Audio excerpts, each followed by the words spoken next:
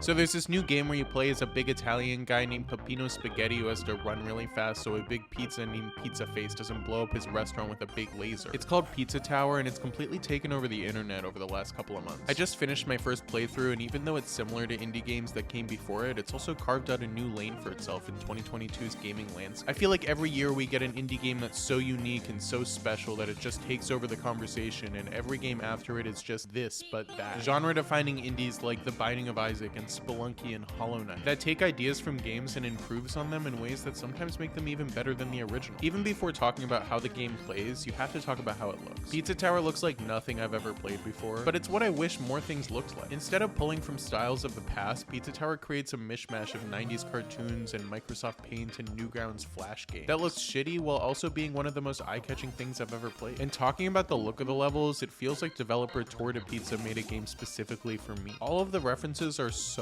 out there, but in a way that works and feels more like Pizzatower and less like a member berry. There's a level where you fight the Noid mascot from the old Domino's commercials. And there's a level where you play with Mort the Chicken from PlayStation 1. And there's a level where you play mini golf. And there's a level where you're just in Five Nights at Freddy's, except you have a gun. On paper, this is ridiculous. And when playing it, it's also ridiculous. But the thing that ties it together is the gameplay, and I think the reason it all works so well is because of how different it plays compared to its contemporaries. Instead of pulling from popular genres and Hallmark games like roguelites and Metrovanias and Marios, Pizzatower is a spiritual successor to Wario Land 4, a game that I hadn't played and didn't know anything about. Instead of trying to make a game that's impossible out of the gate, Pizzatower has no lives, no health, and no difficulty settings. The game can be as easy or as hard as you want it to be through all the achievements and the secrets and the ranks you earned after finishing levels. Even though each level's different in theming, most of them play pretty similarly, which helps you get a grasp on Peppino's weird moveset and control. You run around and throw enemies and collect pizza toppings until you hit a big pillar called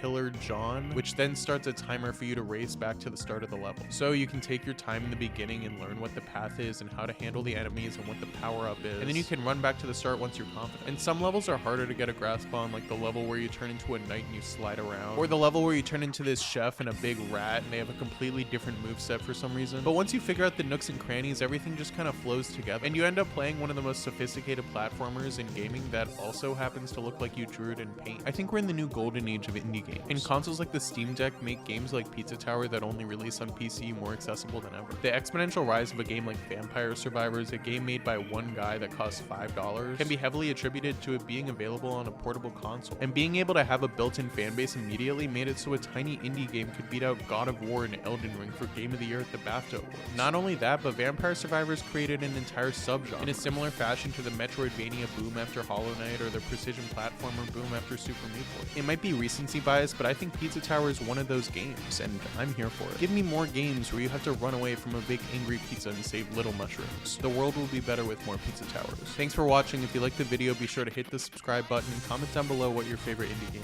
is. I'll see you in the next one.